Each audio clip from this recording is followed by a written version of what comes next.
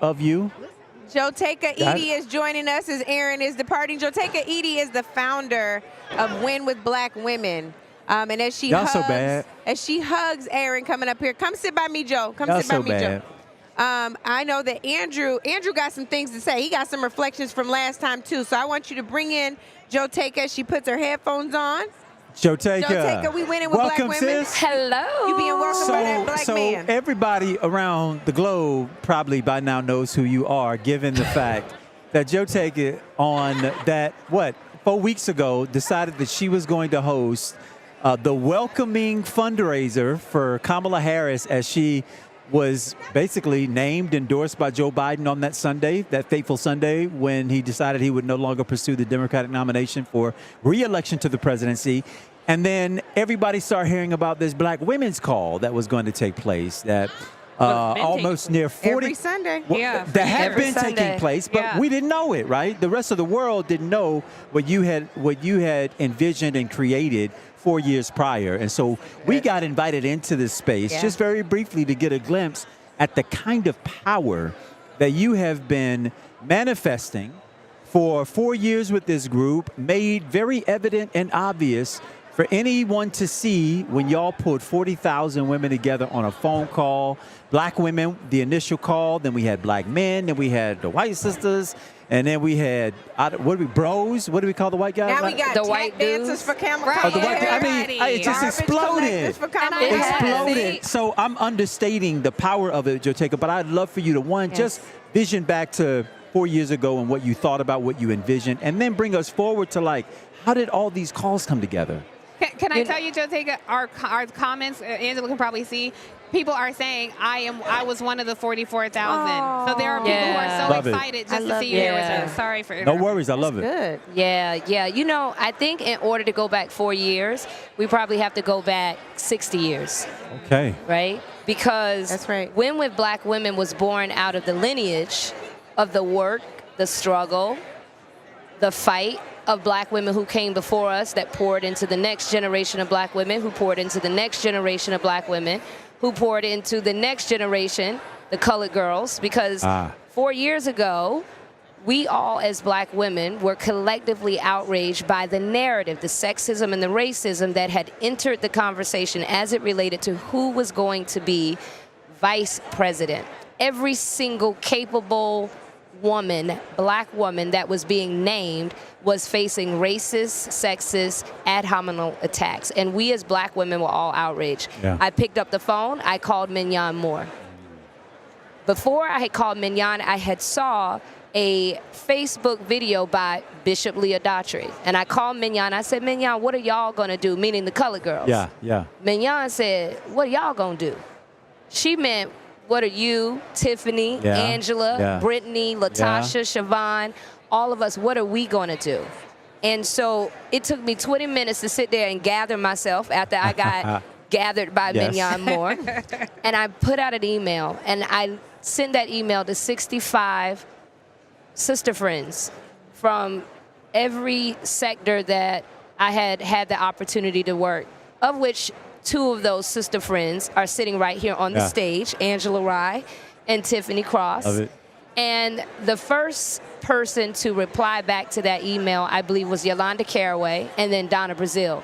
So it's something about the colored girls who were mentored by Dr. Dorothy Irene Height, who was mentored by a Cicely Tyson. And so when you think about that night, the first night, August 2nd, I believe August 1st, that we came together, it was 90 of us. And we said right then, not on our watch. They will not speak on black women in this way. And then we went on to say that there needed to be a black woman at the top of the ticket. And we said, it's time.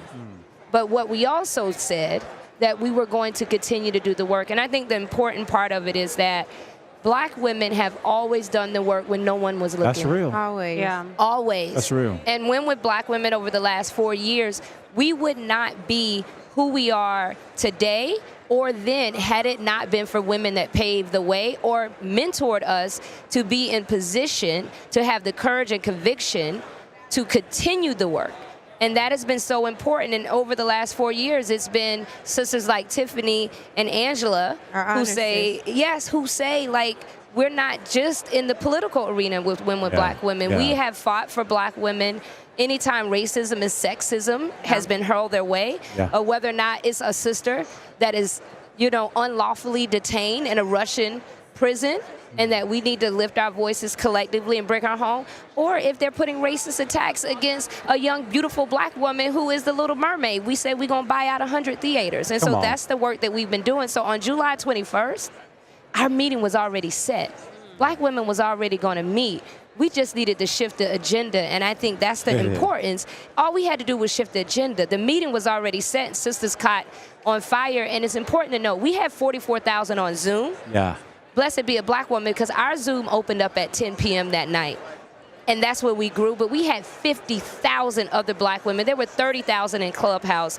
There were 10,000 on a conference call line. And that just shows that black women would figure out what we need to do anywhere, anyhow. And the last thing that I would say is that fundraising link, Star Jones dropped that fundraising link at 11:20 p.m. Wow. And by 1 a.m., we had raised $1.6 million. You bad. You bad. Well, the other word is we y'all bad. Black women. But I just want to exclamation mark this point, which was the meeting was already set. We just had to pivot the agenda. Y'all, the other way to say that is when you stay ready, you don't have to get ready. Speaking of that, my president just walked in. My president just walked in. Ready to say we've been joined Madam President, by welcome. the Delta Sigma Theta president, Miss Elsie Cook Holmes, who is one of the 44,000 that Jotaka's called upon, and including one of the original 60. So we wanted to be here. I thought that it was really important. Y'all know I'm about to say something a little reckless. It was really important for people that show colors and signs to know that colors and signs have united. They have united behind an AKA nominee. And I love to see it. I got to spend some time with you, President Holmes, at the Midwestern Regional Conference at Delta, and to watch how many of you all are supporting Kamala Harris without reservation was just beautiful to see. Love it. I will tell you, we are excited, and this is a moment of unity. This is a moment of unity, to your point, regardless of what colors you wear. One of our Divine Nine sisters is a candidate for the United States president.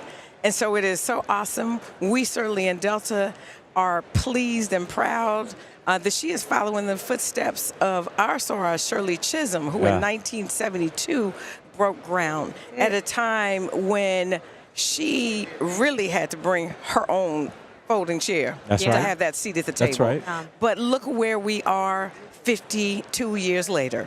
And it shouldn't have taken 52 years, but we are here, and we are meeting the moment collectively. Jotaka has done amazing work since 2020, but what started with such a few has grown to a movement. And I think that everyone is following in those footsteps. And we, from a D9 perspective, Delta Sigma Theta has been doing this work a long time.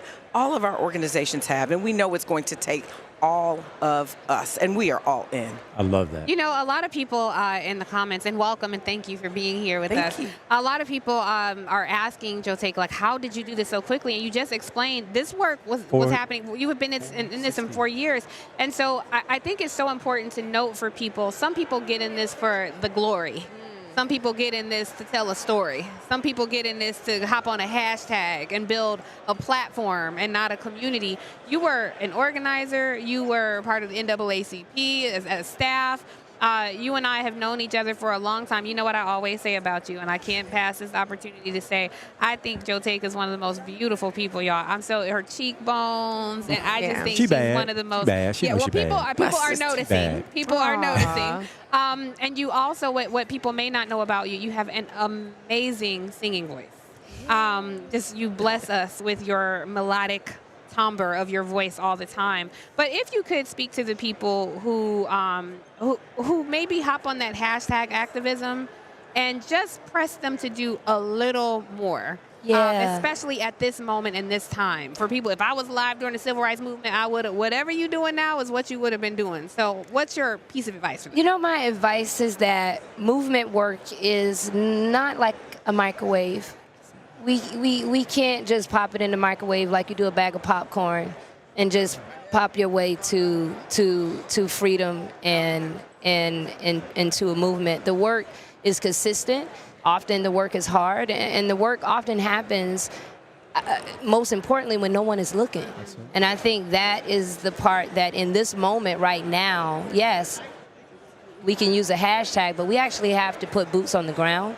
We actually have to talk to voters. We cannot just assume that we're going to win this election on Zoom. Yes, we can meet on Zoom, but we actually got to get on doors. We got to get in community. We have to meet people where they are, and we have to meet people everywhere. That is what it is going to take to win this election. That is how movements have always been won. It's consistency, and it happens over time. It's never overnight. Yeah. It's never overnight. Yes, people may find out about you overnight, but the work is never overnight. And that's what it's going to take for us in this next,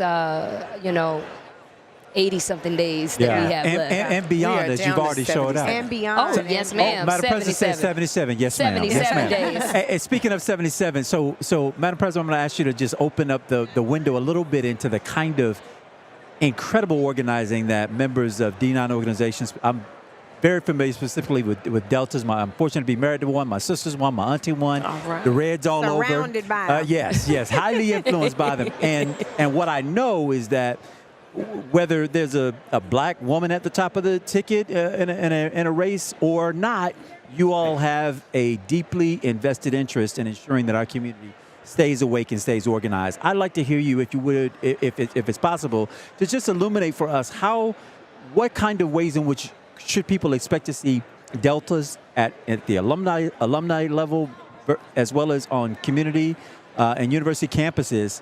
How can we anticipate seeing them organized? If y'all listening and seeing and y'all haven't heard the news, I'm sure y'all already heard from your president around how y'all are organizing, but tell the rest of us, what can we expect to see when the full breadth, weight, and scope of your membership gets to work around activating voter registration and turnout?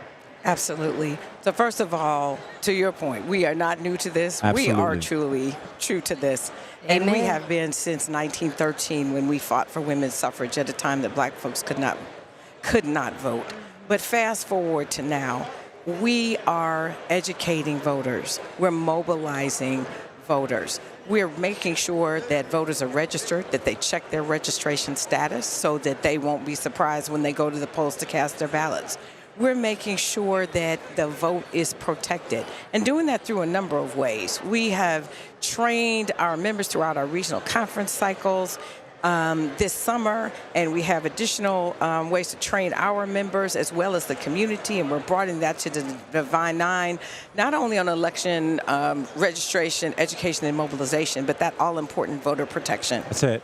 Amassing lawyers, poll watchers, poll monitors, making sure that we have that army of individuals who can be prepared to make sure that our vote is protected. And we've taken this a step further in Delta in terms of 3 lawsuits to make sure that there's over 30 states have passed laws that make it more difficult instead of easier to vote. And so as a result of that, in Georgia, in Texas, we entered into, as a co-plaintiff, into 2 lawsuits with LDF, and we're just entering in one in Mississippi. And it's around fighting the laws that make it more difficult to vote, to try to roll back those laws. Right. And we're being proactive in other states as well, because it's absolutely critical. I love that. We know that you all have so much to do, and we're so grateful that you all have joined us.